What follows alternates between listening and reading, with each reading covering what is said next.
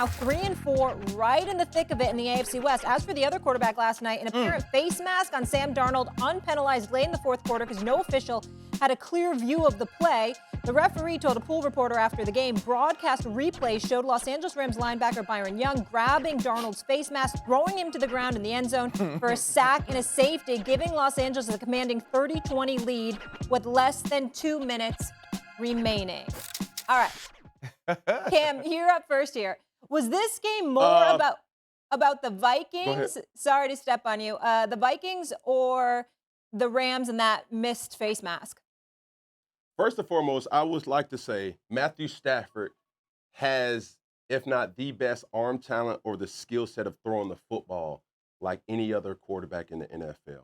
The way he played last night is exceptional, but at the end of the day, the storyline is this.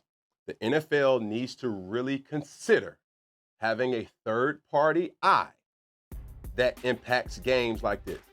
Sammy D did not play like he was capable of playing. Other parties should have caught the pass for a touchdown rather than a field goal. But the NFL needs to have a third party that could interject and make the game as equal as possible, because that is egregious. Even zero right there. My man knows he grabbed the face mask. You could tell by his celebration.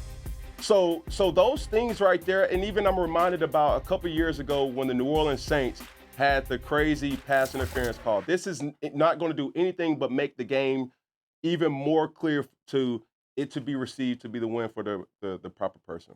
Yeah, I think that Cam's right, and that there needs to be something where, I'm watching that from home, and it looked like I was watching The Exorcist. I don't know how his head turned completely around. That is not a natural way for anyone to fall when they're getting sacked. And what they should have done in that situation is throw the flag, and then they could have huddled up and talked about it. Was it a face mask? Did he get his shoulder?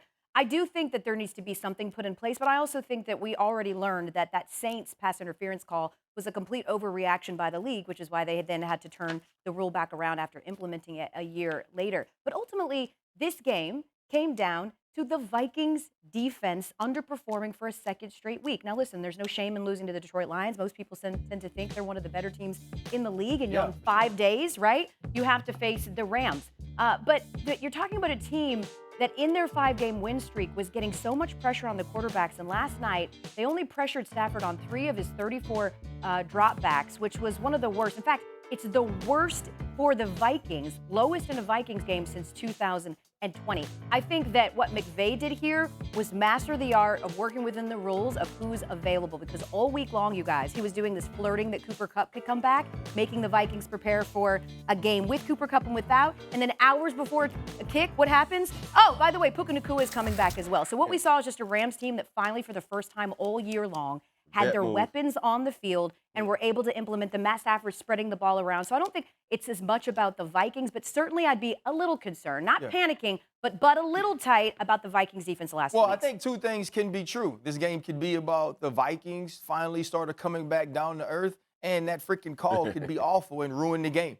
I think that's, to me, is the issue here. If you're the Minnesota Vikings, you now realize that what was happening at 5-0 and some of those deficiencies you can gloss over while you're winning need to be tightened up. You need to figure out how you can defend the middle of the field when you're thinking about those 2 safety-high blitzes that Brian Flores likes to employ. How you can get better against the run and guys like Jahmyr Gibbs and Kyron Williams on 1st and 10 to get teams in those 3rd and long or hard-to-manage situations so your pressures can get home. Those are things that you could think about. Those are things that you could build upon.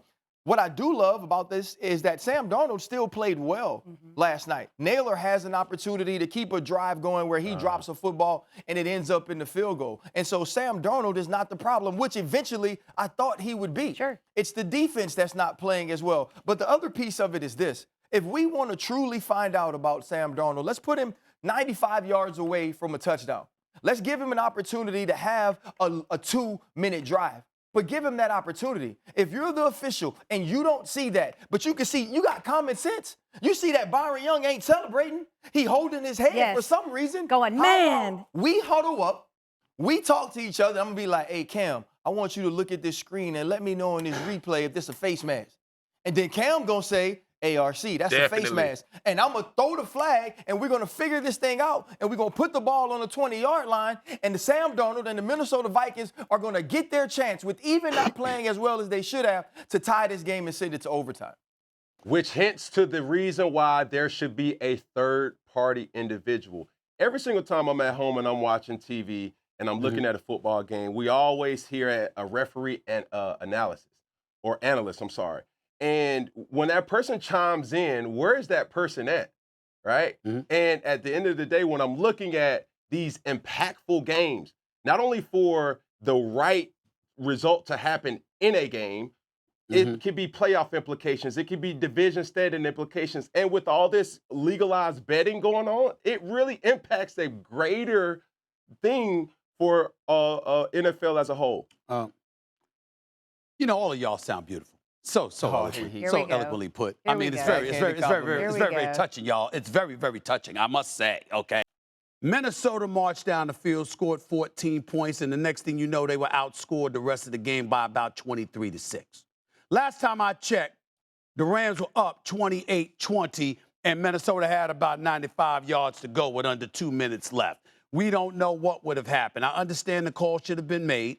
It was the wrong thing not to make that call. It was obviously flagrantly wrong, and there's no reason to miss that. And in the day and age of technology, with cameras everywhere, and you got the office wherever the hell it is in New Jersey or New York or whatever. I mean, something should have been. It should have been a reviewable play. Really, that's really what it comes down to. But it wasn't, and we understand that. But let's really point to what's going on here. I'm looking at a Minnesota Vikings team that's lost 2 straight. I'm looking at a Minnesota Vikings team, which defense we've spent the first 5 weeks bragging about. And over the last 2 weeks, they've gone from giving up 15 points a game to 30 points a game. They've gone from allowing 330 yards per game to about 388 yards per game. The defense, led by Brian Flores, who we've spent time giving props to, hasn't been the same. And so now, because that's a reality that we have to look at when it comes to the Minnesota Vikings, we have to pay attention to what they've done to lose this game. With 9:20 left in the fourth quarter, Sean McVay had a decision to make. You got a 4th-and-1 situation. You could have kicked the field goal. What does this man do? He goes for it, gives it to Kyron Williams. He runs for 3 yards, ultimately gets the first down, moves the chains, eats up the clock. And, oh, by the way, they finished that drive with a touchdown. All right, Minnesota had something to do with that. So when we look at this play and we pay attention to the fact that Minnesota definitely got hosed in terms of that call not being made, let's not act like they would have won had the call been made. Let's not act like they would have won if the drive would have continued. We don't know. Exactly. What we do know is that they had a lead, they gave it up, and that the Rams were doing what they want to do. And, oh, by the way, Puka Nacua and Cooper Kupp, who played a grand total of 24 snaps together, was back together for the first time in a while. And we know when them brothers are on the field together, they can make things happen. That had a lot to do with Minnesota losing too. That's all I'm saying. Yeah, I mean, I think we all agree on that part of it, but you're supposed to get the opportunity. Like, that's the great thing about football. That's the great thing about How many calls get missed a week, Ryan? Is a ton of calls get missed a week, and I get it. But every missed call is not the same. Yeah. Every missed call doesn't have the same weight or gravity on who wins or loses. That one does. And you got to get it right. There's replay assist now, right? And in replay assist, that one play is not something that they can call down and change. So whatever the process needs to be in that moment, you can't have it. Everything that Elle said about the Vikings defense is true. Everything that Cam said, everything that you said, Stephen A. But you can't tell me you ain't never watched a game where a team was winning, they gave up the lead, and then they find a way to win at the end. Let me tell you this, too, though. Let me tell you the biggest concern. I'm reading the quote from the official here. I'll read it to both of you, to all of y'all. It says, on the field, we definitely did discuss it because they did bring up a concern. We discussed it as a crew. This is Blake, the lead official, Trey Blake, or referee Trey Blake. He says, we discussed it as a crew, but we weren't able to see it on the field, so we weren't able to make the call. There's plenty of plays they haven't been able to see on the field, but somehow, some way it was reviewable. Some inexplicable reason, this play wasn't reviewable, which I don't understand. I've See, never seen. When I look at a situation, I'm sorry. No, go ahead, Cam. Go ahead, Cam. But when you see a situation, let's look at a different scenario, but same sport in football and college football. Okay. When I see targeting Now, in college football, every situation is reviewed. Yeah. No different than how this should be reviewed in the NFL. I'm seeing a situation where it's like, okay, to RC's point, the level of impact that if this would have happened in the first quarter, the level of impact would not have been the same. Agreed. This happened with the potentially game tying, and then it was a 2-point swing where they got a safety, and the game is out of hand. 1 minute and 30 seconds, and you down by 10 points. That's a whole different discussion point. And you got to kick the ball to them.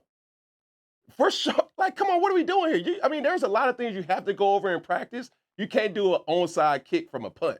It just don't work like that.